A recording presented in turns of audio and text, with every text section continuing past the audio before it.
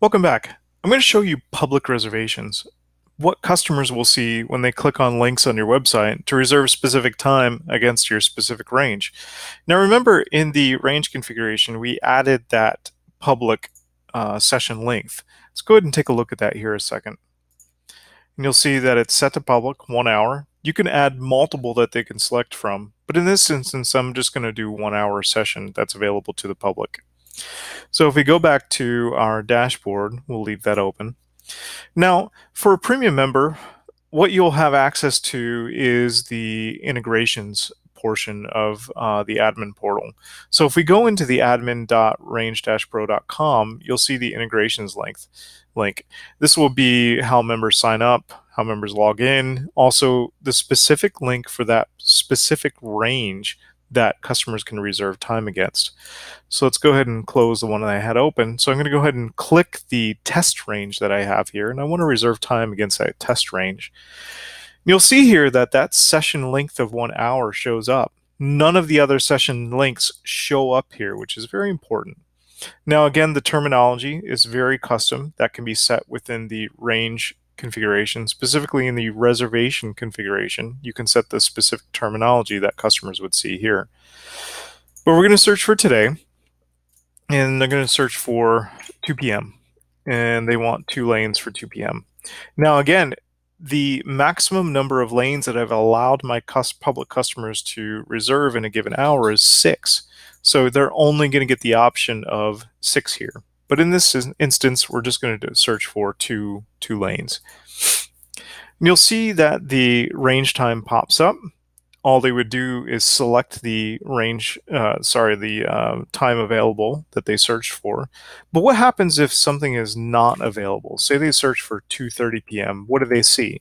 You remember our range is configured reservations for every hour on the hour, and it tells them that here. Reservation time not available. Range hours on 9/5/2018. Reservations occur every 60 minutes, and the time available for that specific day is 8 a.m. to 6 p.m. But it does give them additional options to choose from. So they could just select the reservation time here in the event that the original time that they search for is not available. What happens if they search outside the particular window? Say they search for 9:30 p.m. and the range time is not available because the store is just not open at that time. They would get the same message here.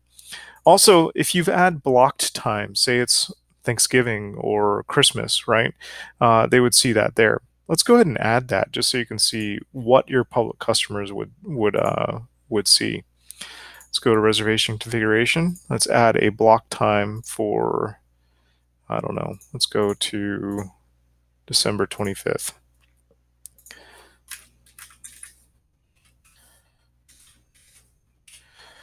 These times don't really matter. I'm going to just block it the entire day. I'm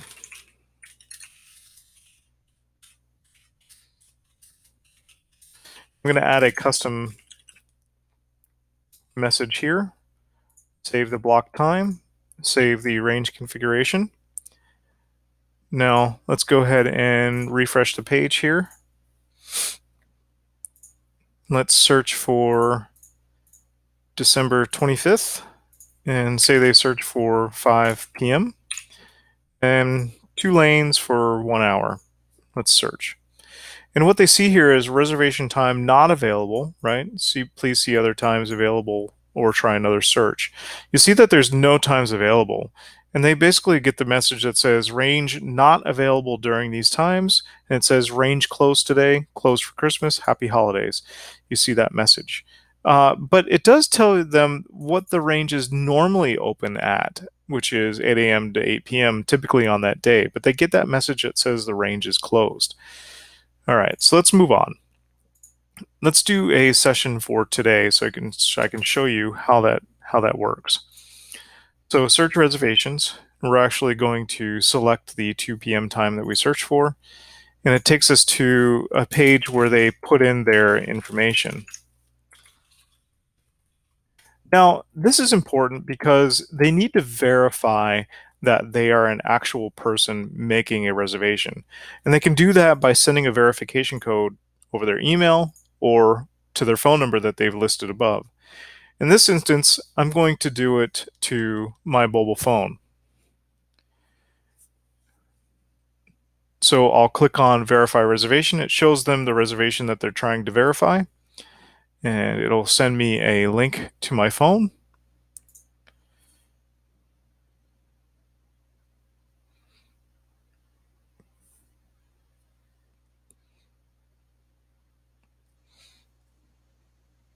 And I'm just waiting for the confirmation.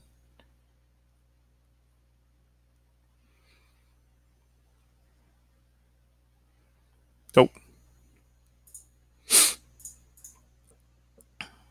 I messed up here.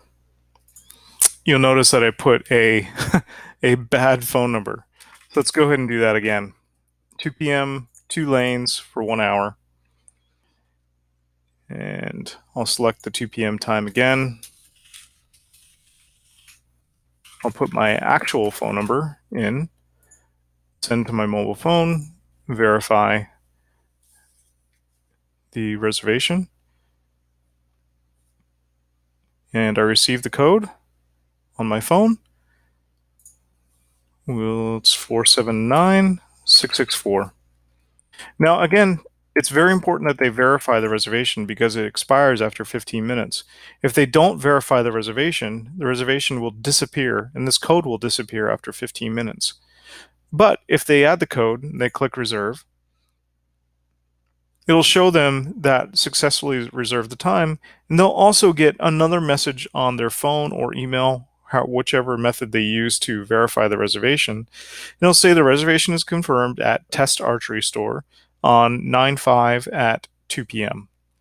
So that's public reservations. Let me show you how they're displayed on your range dashboard. So you see here, I have 2 public reservations actually. One of them is unconfirmed, so it will disappear in 15 minutes. The other one, on the other hand, you'll see it has my actual phone number here. So this one, let's go ahead and just delete that one for now.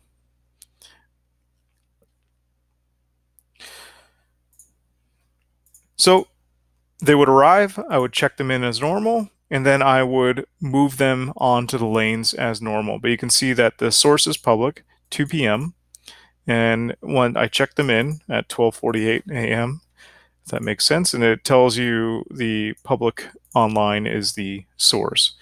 So that's mainly public reservations.